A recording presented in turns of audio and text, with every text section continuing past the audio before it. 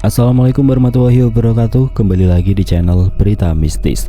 Untuk kisah kali ini ada sebuah cerita dari tulisannya RI Story, sebuah kisah yang berjudul Omah Jagat Lamurung.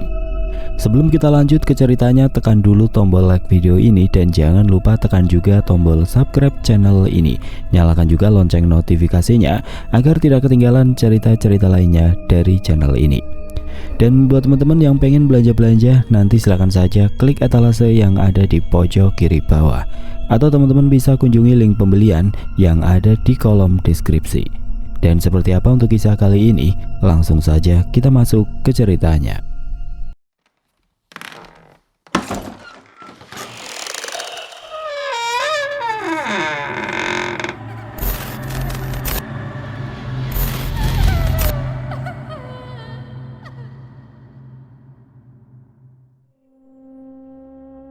Di rumah Pak Karto, Aldo sedang mempersiapkan semua yang ia butuhkan untuk menjalankan rencananya malam ini. Di hadapannya ada botol minyak mistik, sekantong garam, dupa, dan bola kayu dengan ukiran aksara Jawa yang diberikan Mbah Mijan. Selain itu di sudut ruangan ada seekor ayam ternak Pak Karto yang berkokok pelan, seakan mengetahui nasib yang menantinya. Pak Karto yang duduk di kursi tua dengan ekspresi penuh kecemasan menatap Aldo. "Nah Aldo, kau yakin mau mengambil ayamku buat tumbal?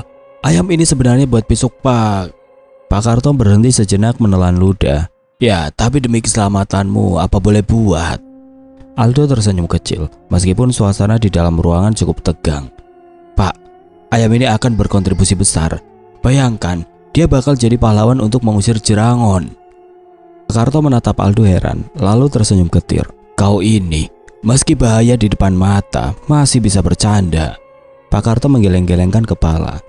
"Ambil ayamku nak, tapi jaga dirimu. Ayam itu lebih mudah dibawa kembali daripada kau." Aldo tertawa kecil meskipun dalam hati ia menyimpan kegelisahan besar. Dengan hati-hati ia memasukkan ayam itu ke dalam keranjang kecil, memastikan semuanya siap. Pak Karto mengawasi setiap gerakan Aldo sebelum akhirnya membuka suara lagi. "Nah Aldo, sebelum kau berangkat, dengarkanlah sedikit wejangan dari orang tua sepertiku." Pak Karto menatap Aldo dengan serius, suaranya terdengar berat. "Jerangon bukan makhluk biasa. Kau akan menghadapi sesuatu yang tidak bisa dilihat oleh mata telanjang.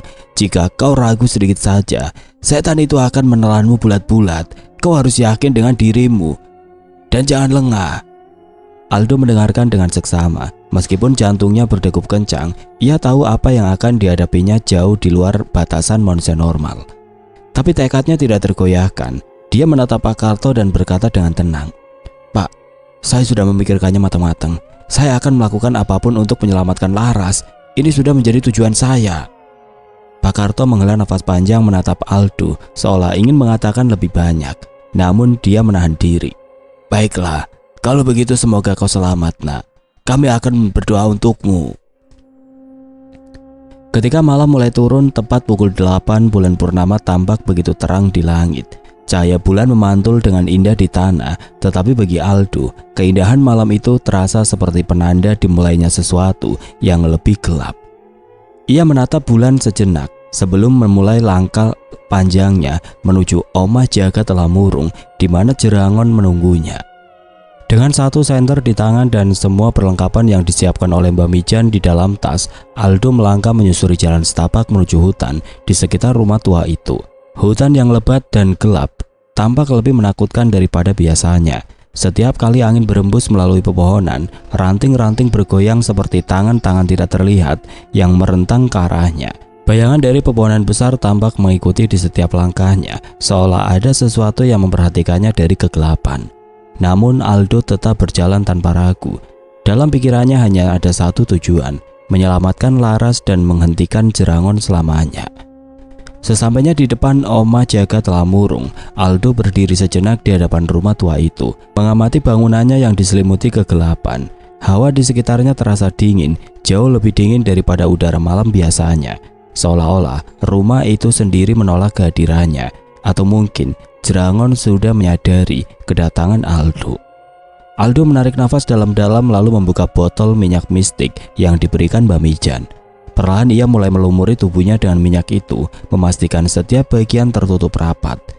Bau minyak mistik itu menyengat, tetapi Aldo tahu ini adalah perlindungannya menyembunyikan keberadaannya dari Jerangon.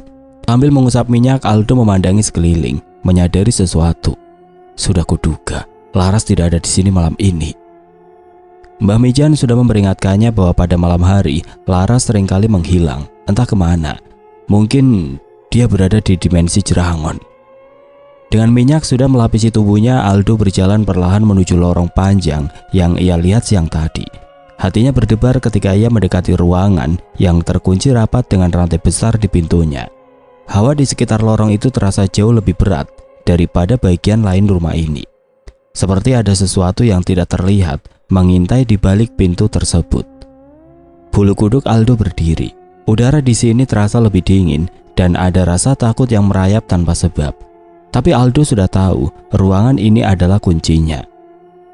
Cermin yang diceritakan oleh Mbak Mijan pasti ada di dalam sana, tempat Jerangon bersemayam.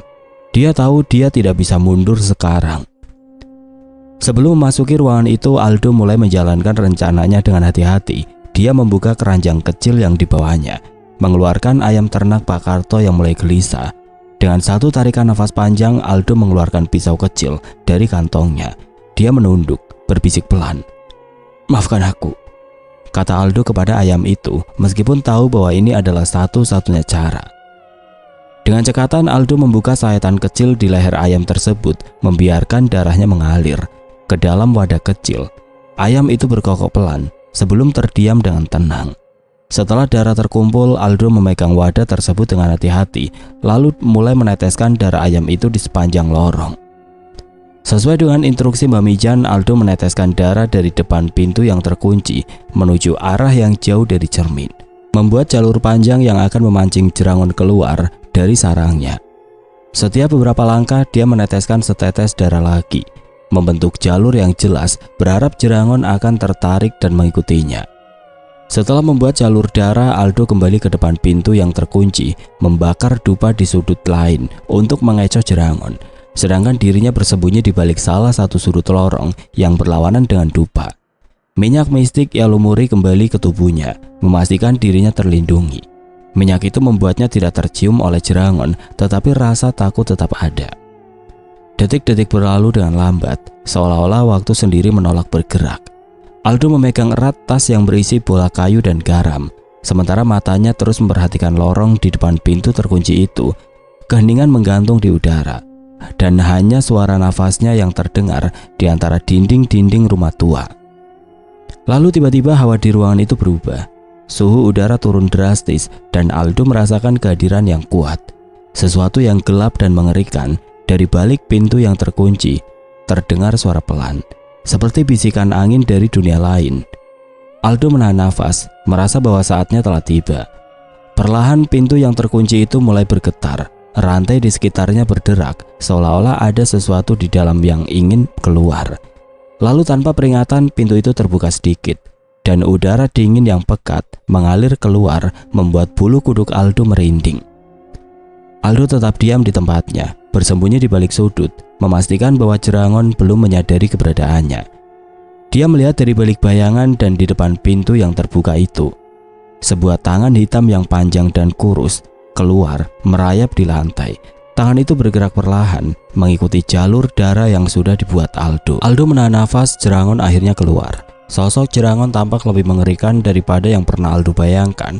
Wajahnya hanya menampakkan tengkorak hitam, tubuhnya seperti bayangan yang kabur tanpa bentuk yang pasti.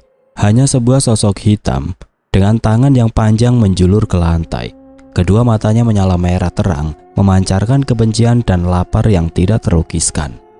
Jerangon mengikuti jejak darah ayam yang diteteskan Aldo, semakin menjauh dari cermin dan menuju arah yang berlawanan. Aldo tetap diam, bersembunyi dalam kegelapan, sementara sosok mengerikan itu menjauh. Detik-detik terasa seperti jam, namun akhirnya saat sosok Jerangon sepenuhnya meninggalkan ruangan di mana cermin itu berada, Aldo tahu bahwa ini adalah kesempatan satu-satunya. Aldo bersiap untuk masuk ke ruangan terlarang itu dan menjalankan bagian berikutnya dari rencananya. Dia sudah pergi, aku harus cepat masuk ke sana. Aldo berdiri di depan pintu yang baru saja ditinggalkan oleh Jerangon. Sosok hitam yang menyeramkan itu telah terperangkap oleh jalur darah yang disiapkan Aldo, mengikuti aroma darah ayam yang diteteskannya di sepanjang lorong. Jerangon perlahan menjauh, memberi Aldo kesempatan untuk memasuki ruangan yang tersembunyi di balik pintu terkunci itu. Namun sebelum melangkah lebih jauh, Aldo mengingat apa yang dikatakan oleh Mbak Mijan, bahwa dia harus membingungkan Jerangon agar tidak terdeteksi gerakannya. Aku harus membakar dupa lagi untuk mengecohnya. Aldo mengeluarkan dupa dari tasnya, lalu menyalakannya dengan korek api. Asap tebal mulai mengepul, menyebarkan bau khas yang segera memenuhi udara di sekitar ruangan. Dupa ini adalah bagian penting dari rencananya, karena asap yang dihasilkan bisa mengecoh Jerangon, membuatnya kehilangan arah saat mencari jejak Aldo.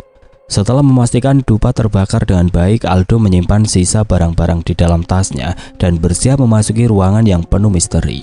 Perlahan Aldo mendorong pintu kayu tua yang kini terbuka setengah. Engselnya berderit pelan, membuat suara yang memecah keheningan mencekam di rumah itu. Saat Aldo masuk, hawa dingin menyerap tubuhnya. Ada sesuatu yang berbeda di ruangan ini. Udara terasa lebih berat dan dingin, seolah-olah ruangan ini terpisah dari dunia nyata. Dia berjalan masuk, menyalakan senter kecil yang ia bawa untuk menerangi ruangan gelap itu. Di tengah ruangan berdiri sebuah cermin besar dengan bingkai kayu yang berukiran rumit, mirip dengan bola kayu yang diberikan Mbak Mijan. Namun cermin itu tidak seperti cermin pada umumnya. Alih-alih memantulkan gambarnya, cermin itu justru memperlihatkan pemandangan yang mengerikan. Di dalam cermin, apa itu? Jagat Lamurung yang dikatakan Mbak Mijan. Terlihat sebuah hutan berkabut gelap dan penuh bayangan samar. Hutan itu tampak nyata, seolah-olah berada di sisi lain dari cermin ini. Aldo merasakan jantungnya berdebar cepat. Tidak ada waktu untuk aku merasa takut. Aku harus cepat memasukinya. Tanpa membuang waktu, Aldo mengambil langkah maju, mendekati cermin tersebut. Sekilas bayangan dirinya mulai kabur dan perlahan-lahan tubuhnya terasa tertarik ke dalam cermin itu. Dalam sekejap dia merasakan sensasi aneh, seperti sedang melewati dinding tipis yang memisahkan dua dunia. Di dalam dimensi Jerangon, Aldo tiba di sebuah tempat yang jauh berbeda dari dunia yang ia tinggalkan. Dia berdiri di tengah hutan berkabut yang begitu sunyi, namun penuh dengan aura menakutkan. Kabut tebal melayang-layang di sekelilingnya, menutupi pandangan Aldo. Pohon-pohon di sekitarnya tampak tua, dengan dahan-dahan yang merentang, seperti tangan-tangan keriput yang menggapai udara. Daun-daun mati berguguran, tetapi tidak ada suara saat mereka menyentuh tanah. Semuanya begitu sunyi, seperti dunia ini telah kehilangan semua suara kehidupan. Tempat ini benar-benar menyeramkan, ucap Aldo seraya mengelus tengkuknya. Aldo merasakan hawa dingin yang menusuk, seolah-olah dunia ini telah membeku dalam kekosongan. Tidak ada hembusan angin, tidak ada suara binatang, hanya kabut yang terus bergerak perlahan di sekelilingnya. Rasa takut mulai merayap di benaknya. Setiap ia tahu, dia tidak boleh menyerah. Waktu tidak berpihak padanya, dia harus segera menemukan jasad Laras sebelum Jerangon kembali. Di depannya Aldo melihat sebuah pohon besar yang mendominasi hutan ini. Pohon itu tampak seperti beringin raksasa dengan akar-akarnya menjalar ke segala arah, menembus tanah dan menggeliat seperti ular yang tertanam dalam tanah. Batangnya lebar, seakan menyimpan ribuan rahasia di dalamnya, dan dedaunan yang tumbuh di dahan-dahannya tampak seperti dahan mati yang hampir runtuh. Pohon itu berdiri seperti penjaga di tengah dunia yang hampa, dan insting Aldo mengatakan bahwa inilah tempat di mana dia akan menemukan Laras. Apa itu? Kenapa banyak sekali? Sebelum Aldo bisa bergerak lebih jauh, ia melihat sosok-sosok aneh muncul dari dalam kabut. Beberapa di antaranya tampak menyerupai manusia, namun wajah-wajah mereka terdistorsi, berubah menjadi wujud yang menyeramkan, seperti manusia, namun dengan rupa mengerikan berdiri diam, menatap Aldo dengan pandangan kosong, namun penuh kesedihan. Beberapa dari mereka memiliki wajah yang hancur, daging mereka tampak menggantung dari tulang, dan kulit mereka tampak terkelupas, memperlihatkan tulang belulang yang rapuh. Apa mungkin sosok-sosok menyeramkan itu adalah orang-orang yang menjadi korban Jerangon? Tanya Aldo pada dirinya sendiri. Aldo beranggapan kalau mereka adalah arwah-arwah yang terjebak di dalam dimensi ini, mungkin korban-korban dari Jerangon yang tidak pernah kembali. Aldo mencoba untuk tidak memperdulikan mereka. Setan-setan itu hanya berdiri diam. Beberapa dari mereka terlihat seperti mencoba berbicara, tapi suara mereka tidak pernah keluar. Hanya derak mulut yang bergerak tanpa suara. Beberapa di antara mereka bahkan mengulurkan tangan ke arah Aldo, seperti memohon pertolongan, tetapi Aldo tahu bahwa waktunya sangat terbatas. Dia tidak bisa menolong mereka. Saat ini, fokusnya adalah menemukan jasad Laras. Maafkan aku tidak bisa menolong kalian, tapi aku berjanji untuk mengakhiri semua ini agar tidak ada korban lagi. Ucap Aldo meski entah mereka mengerti atau tidak.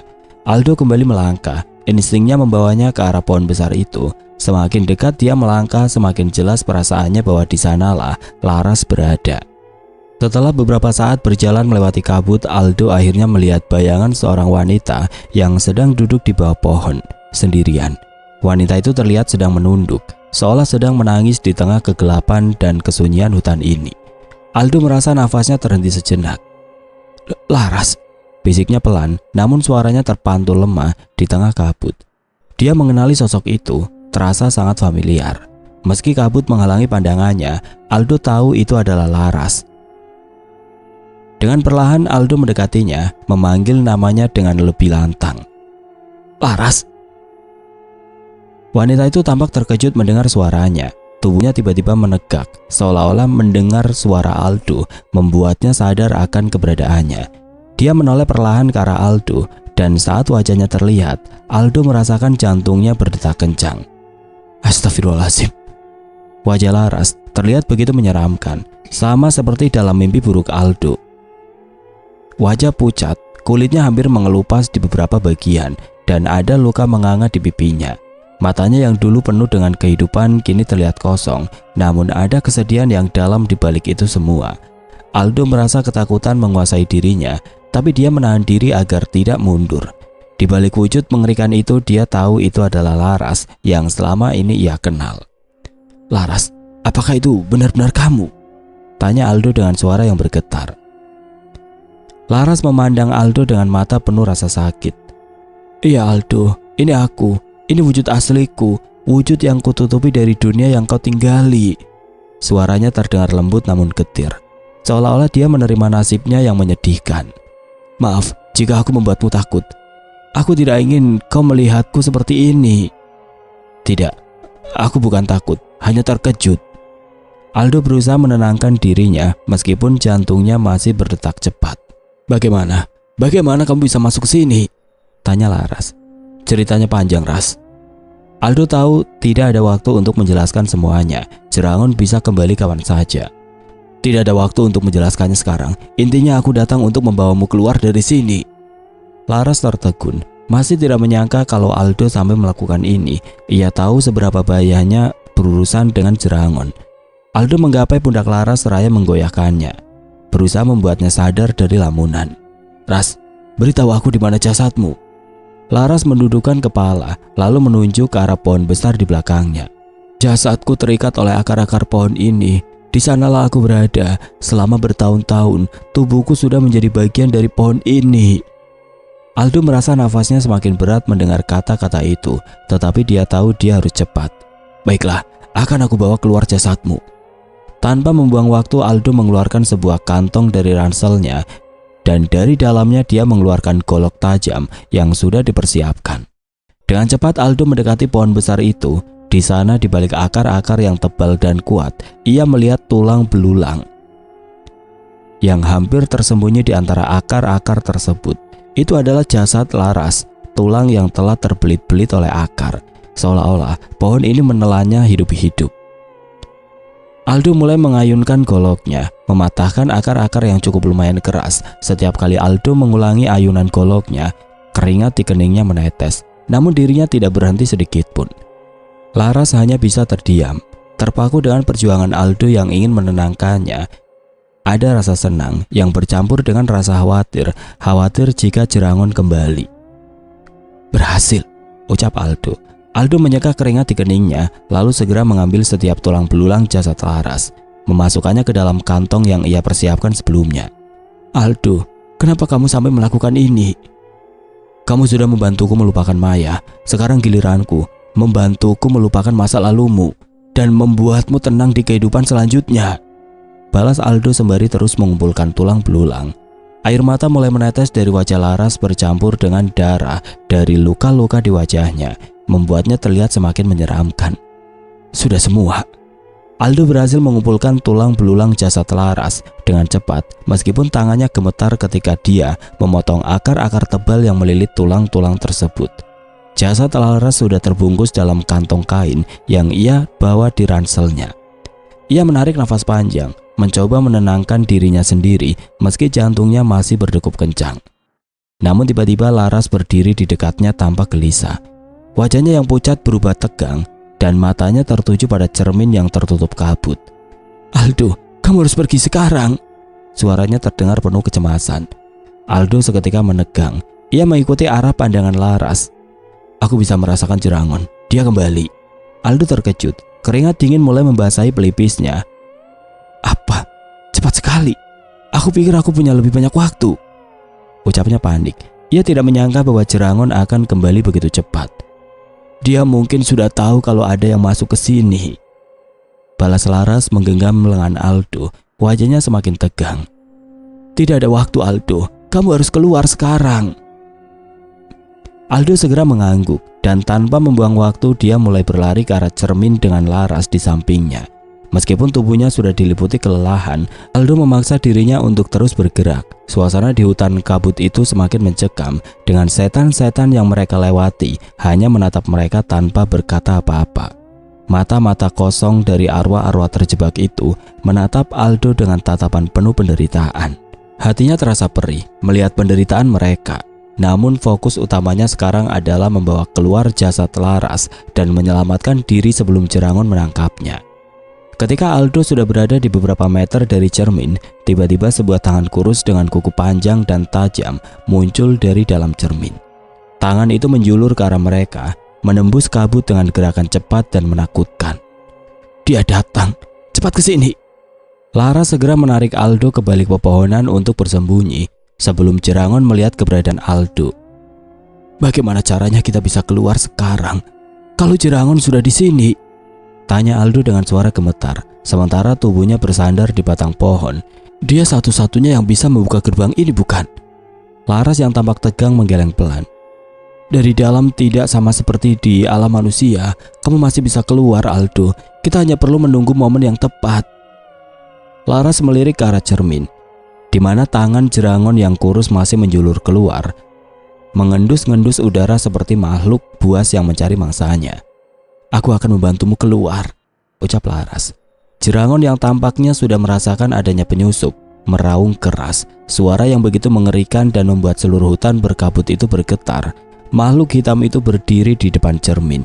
Tubuhnya yang kurus dan tidak berbentuk mengambang di udara, menelisik segala arah dengan mata merah yang menyala.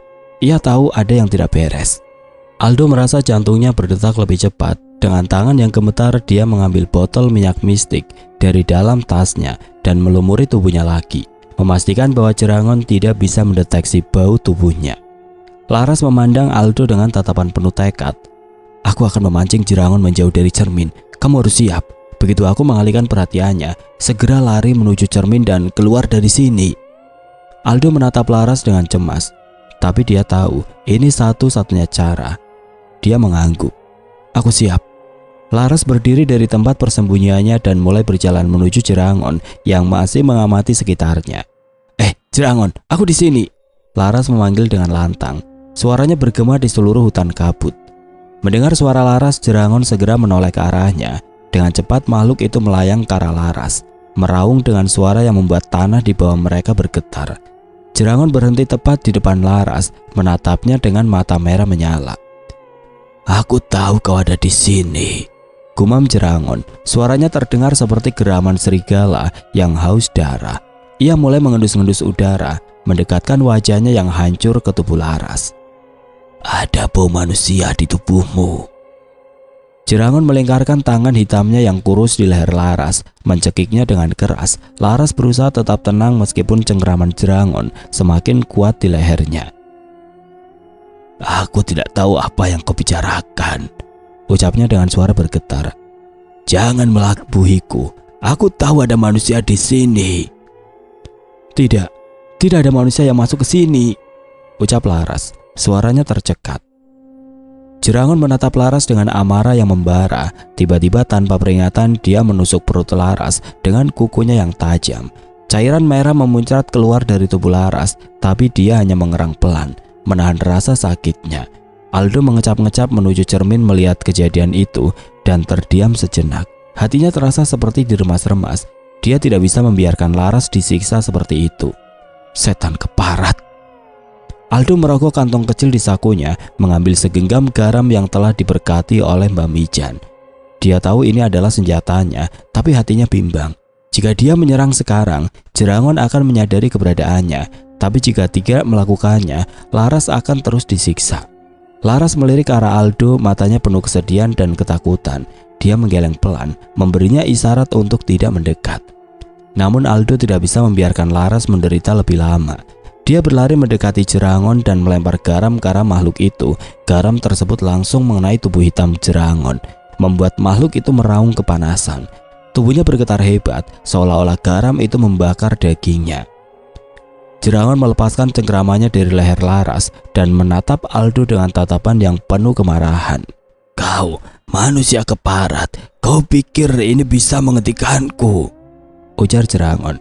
Jerangon menggeram, matanya menyala lebih terang. Tanpa membuang waktu, Aldo segera berlari menuju cermin, tapi Jerangon melayang mengejarnya dengan kecepatan luar biasa.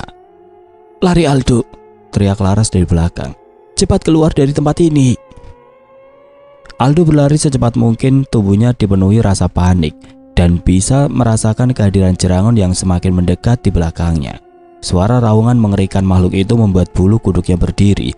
Tepat saat dia melangkah keluar dari cermin, tangan Jerangon yang kurus dengan kuku panjang menembus cermin dan mencengkram ranselnya. Aldo tersentak, tubuhnya ditarik mundur dengan keras. Dia mencoba melepaskan cengkraman itu, tetapi Jerangon semakin kuat menariknya kembali. "Tidak, aku harus keluar," pikir Aldo. Dengan sekuat tenaga, dia menarik diri meronta-ronta hingga akhirnya ranselnya sobek. Barang-barang di dalamnya berjatuhan ke tanah, termasuk bola kayu yang diberikan Mbak Mijan untuk menghancurkan cermin. Aldo tertegun sesaat melihat bola kayu itu menggelinding di lantai. Dia merasakan kengerian yang semakin besar saat tangan Jerangon mulai merangkak keluar dari cermin. Tubuh hitam kurusnya mulai muncul, siap menyeret Aldo kembali ke dalam dimensinya. "Tidak!" Aldo berlari menuju bola kayu yang menggelinding itu, sementara Jerangon semakin mendekat. Tangannya meraba lantai dengan cepat, jari-jarinya yang panjang dan kurus bergerak seperti laba-laba yang haus darah. Aldo beringsut mencoba mencapai bola kayu itu sebelum terlambat. Jerangon meraung marah saat seluruh tubuhnya mulai keluar dari cermin. Kabut di ruangan itu semakin tebal. Suhu ruangan terasa seperti turun drastis, dingin dan mencekik. Jerangon menatap Aldo dengan amarah membara di matanya. "Kau akan menjadi milikku, manusia." Aldo berjuang mati-matian saat tangan Jerangon yang kurus dan menyeramkan mencengkeram pergelangan kakinya, menariknya kembali ke dalam cermin kutukan itu. "Lepaskan aku!" Dengan seluruh kekuatan yang ia miliki, Aldo berpegangan pada apapun yang bisa ia raih.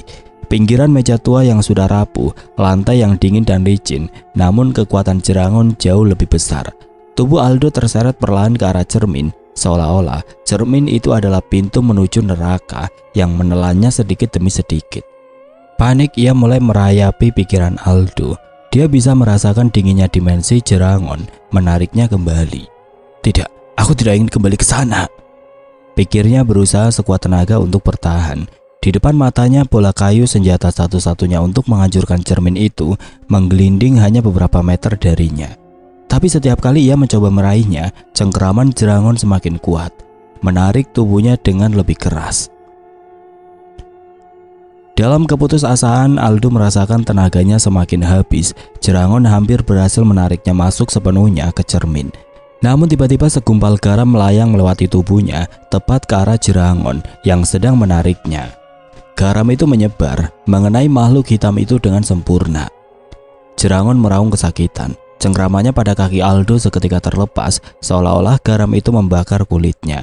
Makhluk itu mundur dengan gerakan cepat, menjerit keras di balik bayangan gelap. Aldo terengah-engah menarik nafas panjang, masih tidak percaya dirinya lolos dari cengkraman makhluk itu. Saat dia bangkit perlahan, tatapannya terarah ke pintu ruangan. "Pak Karto!" Mbak Mijan? Ucap Aldo. Ya, itu adalah Pak Karto dan Mbak Mijan yang berdiri di sana. Wajah mereka dipenuhi dengan keseriusan. Aldo, ayo cepat hancurkan cermin itu sekarang. Aku akan menahan Jerangon, seru Mbak Mijan dengan suara tegas. Aldo menghela nafas lega melihat mereka, tetapi ia tahu bahwa pertarungan ini belum berakhir. Jerangon semakin marah. Raungannya menggema di seluruh ruangan, membuat dinding-dinding rumah tua itu bergetar.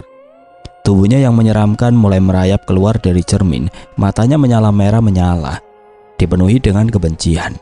Mbak Mijan yang dulunya terlihat trauma dengan Jerangon, sekarang berdiri dengan tegap. Tatapan penuh tekad, trauma yang pernah melumpuhkannya hilang, digantikan oleh kekuatan dan keberanian. Tekad Aldo untuk mengakhiri teror Jerangon telah membangkitkan keberanian dalam diri Mbak Mijan yang sudah lama hilang. Dia maju ke depan melemparkan lebih banyak garam ke arah Jerangon. Kau tidak akan menang kali ini, Jerangon, seru Mbak Mijan. Suaranya menggema dengan kekuatan. Jerangon tidak tinggal diam. Dalam kemarahan yang meluap-luap, makhluk itu melakukan serangan balik dengan cepat. Tangannya yang kurus dan memanjang melesat ke arah Mbak Mijan, menyayat pergelangan tangannya. Darah merah segera memancar dari luka di tangan Mbak Mijan, namun dia hanya meringis sebentar. Tetap berdiri tegap, Aldo yang melihat Mbak Mijan terluka terhenti sejenak. Mbak Mijan, seru Aldo, wajahnya dipenuhi kekhawatiran. Jangan pedulikan aku, Aldo. Cepat, hancurkan cermin itu sekarang, Mbak Mijan berteriak. Aldo merasa gemetar, tetapi dia tahu bahwa ini adalah momen kritis. Dia harus melupakan kekhawatirannya dan fokus pada misinya. Pak Karto yang berada di dekat Mbak Mijan segera berlari ke arah Aldo dan membantunya untuk berdiri. Ayo nak, jangan buang waktu, kata Pak Karto sambil menarik Aldo untuk segera berlari menuju bola kayu yang tergeletak di lantai. Aldo segera meraih bola kayu yang menggelinding itu. Perasaannya semakin tegang. Dia tahu bola ini adalah satu-satunya kunci untuk menghancurkan cermin yang menjadi gerbang antara alam manusia dan alam Jerangon. Di belakangnya Mbak Mijan terus melemparkan garam ke arah Jerangon, sementara makhluk itu merangsek maju dengan penuh kebencian. Garam yang panas membuat tubuh Jerangon berkedut, tetapi tidak cukup untuk menahan kekuatannya. Kalian pikir bisa menghentikanku?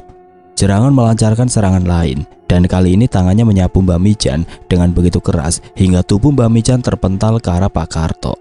Mereka berdua tersungkur di lantai kesakitan. Pak Karto, Mbak Mijan, seru Aldo. Aldo menyaksikan kejadian itu dengan ngeri, namun dia tahu tidak ada waktu lagi untuk berpikir.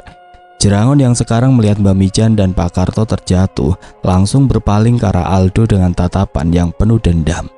Makhluk itu melayang cepat ke arahnya, berniat mencegah Aldo menghancurkan cermin terkutuk itu. Sekarang giliranmu, ujar Jerangon. Dengan nafas tersegal, Aldo berlari sekuat tenaga ke arah cermin. Bola kayu digenggam erat di tangannya. Jerangon semakin dekat, raungan mengerikan terdengar saat makhluk itu melayang dengan kecepatan menakutkan. Kau tidak akan lolos dariku. Suara Jerangon bergaung di ruangan itu, memenuhi udara dengan rasa takut yang menekan. Namun dengan amarah yang membuncah dan tekad yang tidak tergoyahkan, Aldo segera melempar bola kayu itu sekuat tenaga ke arah cermin. Ini adalah takdir untukmu, setan terkutuk, ujar Aldo. Bola kayu terbang melintasi udara lalu menghantam cermin dengan suara keras. Suara retakan besar terdengar dan dalam sekejap cermin itu hancur berkeping-keping. Aldo terhempas ke belakang. Tubuhnya terpental oleh ledakan energi yang tidak terlihat, seolah ada kekuatan besar yang terlepas saat cermin itu hancur. Dia jatuh ke lantai, merasakan tubuhnya bergetar oleh efek dari kehancuran cermin itu. Jerangon yang sudah hampir mencapai Aldo tiba-tiba berhenti di tengah-tengah udara. Makhluk itu meraung dengan keras. Suaranya terdengar lebih menyeramkan daripada sebelumnya. Tubuhnya yang kurus dan hitam mulai menggeliat, lalu perlahan-lahan berubah menjadi asap hitam yang pekat. Tidak! Jerangon mengerang, suaranya semakin lemah. Tubuhnya memudar, menghilang ke dalam kegelapan. Asap hitam itu berkumpul dan berputar-putar, lalu ditelan oleh kehancuran cermin yang telah dihancurkan. Dalam hitungan detik, Jerangon benar-benar lenyap, hilang dari alam manusia untuk selamanya. Keheningan menyelimuti ruangan itu. Aldo yang masih tergeletak di lantai mencoba mengatur nafasnya. Mereka berhasil, Jerangon sudah lenyap. Dengan perlahan Aldo bangkit, matanya mencari Mbak Mijan dan Pak Karto yang tergeletak tidak jauh darinya. Mbak Mijan tampak terluka, tapi dia masih hidup. Tangannya berdarah, namun ekspresi wajahnya menunjukkan rasa lega yang mendalam. Pak Karto segera bangkit dari posisinya, meski tubuhnya terlihat lemah. Aldo bergegas menghampiri mereka. "Mbah, Pak Karto, kalian baik-baik saja?" Tanyanya penuh kekhawatiran. Mbah Mijan tersenyum kecil, meski wajahnya terlihat lelah dan pucat. "Kami baik-baik saja, Nak. Kau sudah melakukan bagianmu dengan baik," jawabnya sambil menahan rasa sakit di pergelangan tangannya. Pak Karto mengangguk sambil memeriksa luka Mbak Mijan. "Kita berhasil, Nak. Teror Jerangon sudah berakhir." Aldo merasakan beban besar terangkat dari bahunya. Dia menatap sekeliling ruangan yang sekarang hening dan damai. Semua energi gelap yang pernah menguasai tempat ini telah lenyap bersama Jerangon. Cermin yang sudah hancur bersisa hanya sebagai pecahan kecil di lantai, tidak lagi menyimpan ancaman. Matahari sore yang mulai tenggelam menambah kesan hening di pemakaman desa. 3 sosok berdiri di depan gundukan tanah yang baru saja ditutup. Aldo, Mbak Mijan, dan Pak Karto berdiri diam. Kepala mereka menunduk dalam doa. Jasad Laras akhirnya dimakamkan dengan layak setelah sekian lama terperangkap dalam dimensi kegelapan. Mbak Mijan dengan bijaksanaan dan ketenangan yang dalam memimpin doa di depan gundukan tanah itu. Doanya penuh harapan agar arwah Laras bisa tenang, terbebas dari jeratan dan penderitaan yang menghantui hidupnya. Aldo menatap gundukan tanah itu dengan perasaan lega yang dalam. Perjuangan panjangnya untuk menyelamatkan Laras kini mencapai akhir, meski hatinya masih dipenuhi rasa haru. Ada ketenangan yang mulai mengisi dirinya. Laras yang telah lama menjadi korban dari kegelapan kini bisa beristirahat dengan tenang. "Sudah selesai. Dengan begini, arwah wanita itu akan tenang di tempat yang seharusnya," ujar Mbak Mijan. Setelah doa selesai, Mbak Mijan dan Pak Karto melangkah mundur. Aldo masih berdiri diam, menatap makam itu dengan tatapan yang dalam. Hingga tiba-tiba dari arah pohon besar di ujung pemakaman, Aldo melihat sesosok wanita berdiri menatap dari kejauhan. Sosok itu tampak samar, tapi semakin lama semakin jelas, itu adalah Laras. Aldo tanpa ragu segera menghampiri Laras. Mbak Mijan dan Pak Karto hanya bisa melihat dari kejauhan, membiarkan Aldo berbicara dengan arwah Laras untuk yang terakhir kalinya. Laras berdiri di bawah pohon, wajahnya lebih tenang dan damai dibandingkan saat Aldo terakhir kali melihatnya. Namun meski begitu, masih ada aura kesedihan yang menyelimuti dirinya. "Laras!" Aldo memanggil, suaranya terdengar serak, seperti ada ribuan emosi yang terjebak di tenggorokannya. Laras tersenyum lembut, senyum yang penuh dengan rasa terima kasih. "Aldo, terima kasih karena kau telah menyelamatkanku," balas Laras. Suaranya terdengar sejuk, seperti angin yang berhembus lembut di sore hari. Aldo menatapnya, matanya penuh dengan emosi yang sulit diungkapkan. "Aku hanya ingin kamu tenang, Laras. Setelah semua yang kami alami, kamu pantas mendapatkan kedamaian." Laras mengangguk pelan. "Sekarang aku bisa tenang, Aldo. Terima kasih karena tidak pernah menyerah. Terima kasih karena kamu percaya padaku, bahkan saat segalanya terlihat mustahil." Aldo merasa dadanya sesak. Dia tahu ini mungkin terakhir kalinya dia melihat Laras. "Aku berharap kita bertemu dalam keadaan yang berbeda. Aku berharap bisa mengenalmu lebih lama, Laras. Bagiku, kamu bukan hanya arwah yang terjebak, kamu lebih dari itu." Laras tersenyum, air mata mulai mengenang di matanya. "Aldo, meski kita hanya bertemu sebentar, aku merasa bersyukur. Kamu telah memberiku harapan di saat aku hampir menyerah. Aku tahu takdir kita berbeda, tapi aku sangat berterima kasih padamu." Setelah berucap seperti itu tanpa berkata-kata lagi, Laras memeluk Aldo. Pelukan itu dingin, namun hangat di hati Aldo. "Terima kasih, Aldo. Aku tidak akan pernah melupakanmu," bisik Laras di telinganya. Aldo memejamkan mata, merasakan pelukan terakhir itu. Air mata mengalir di pipinya meskipun ia mencoba menahannya. Setelah beberapa saat, Laras melepaskan pelukannya dan melambaikan tangan ke arah Mbak Mijan dan Pak Karto yang masih melihat dari kejauhan. Pak Karto dan Mbak Mijan hanya mengangguk pelan, seraya melempar senyum. Perlahan tubuhnya mulai memudar menjadi kabut yang lembut dan bercahaya. Dalam hitungan detik, Laras benar-benar hilang dari pandangan. Hanya angin sore yang tersisa, membawa keheningan dan kedamaian yang menyelimuti seluruh pemakaman.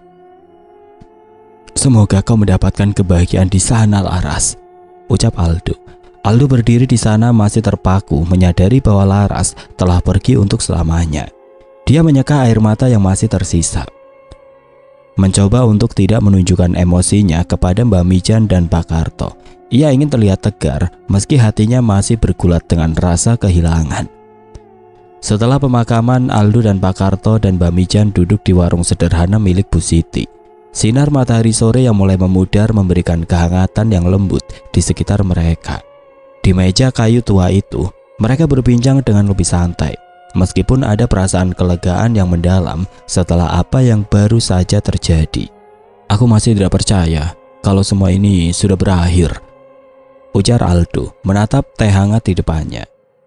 "Semua yang terjadi di jagat Lamurung rasanya seperti mimpi buruk yang panjang." Pak Karto menatap Aldo dengan pandangan penuh kebijaksanaan. "Kamu telah melalui banyak hal, nak. Tidak banyak orang punya keberanian seperti dirimu. Kalau bukan karena tekadmu, kita mungkin tidak akan bisa mengakhiri Jerangon." Aldo tersenyum tipis.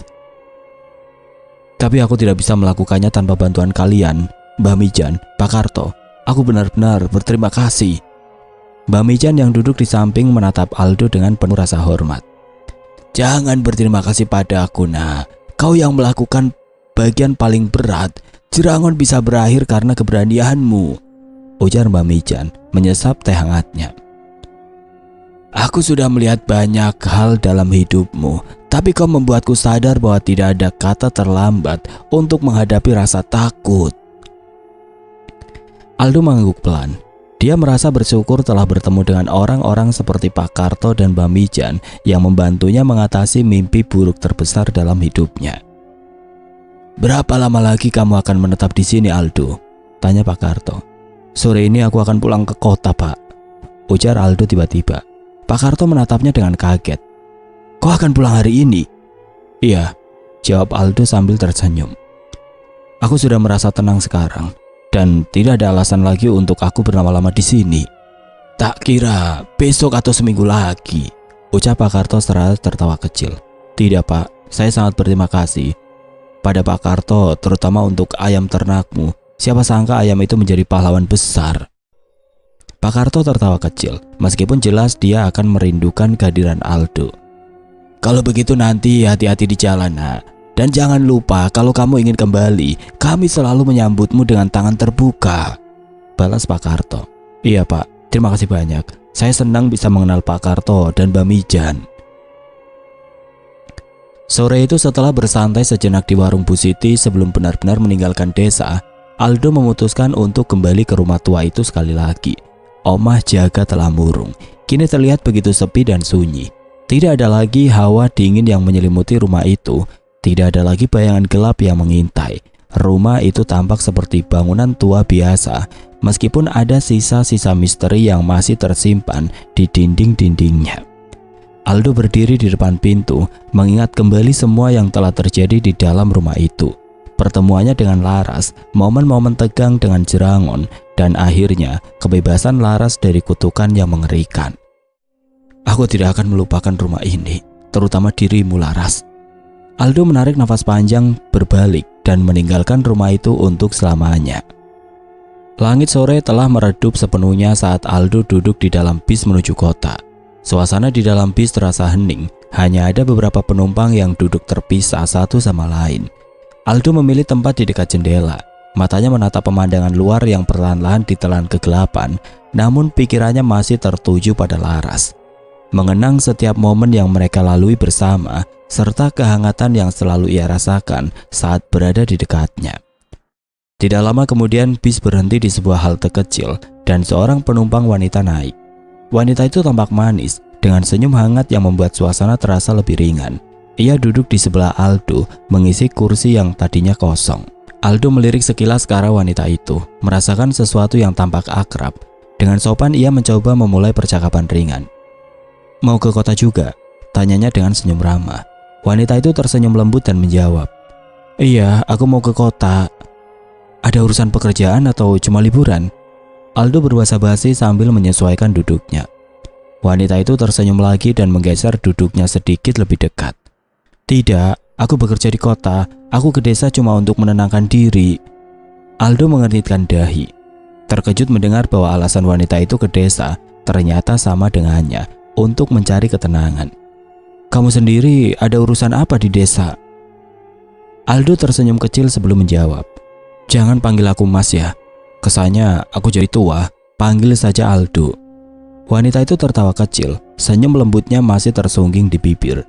Ia mengulurkan tangan menawarkan perkenalan yang lebih formal. Namaku Laras, katanya dengan suara lembut. Laras? Ulang Aldo. Aldo tertegun, suaranya bergetar saat mengulangi nama itu. Matanya membulat seolah ia baru saja mendengar sesuatu yang tidak pernah ia bayangkan. Aldo menatap wanita di sebelahnya lebih dalam, mencoba memahami apa yang sedang terjadi. Dalam sekejap ia merasakan perasaan yang sangat familiar mulai tumbuh. Perasaan nyaman yang tidak bisa dijelaskan, sama seperti saat ia berbicara dengan Laras yang telah ia kenal sebelumnya. Entah ini kebetulan atau takdir yang tidak bisa dijelaskan, tapi Aldo merasakan sesuatu yang lebih dalam. Mungkin ini adalah cara semesta memberinya harapan baru, atau mungkin Laras memang belum benar-benar pergi.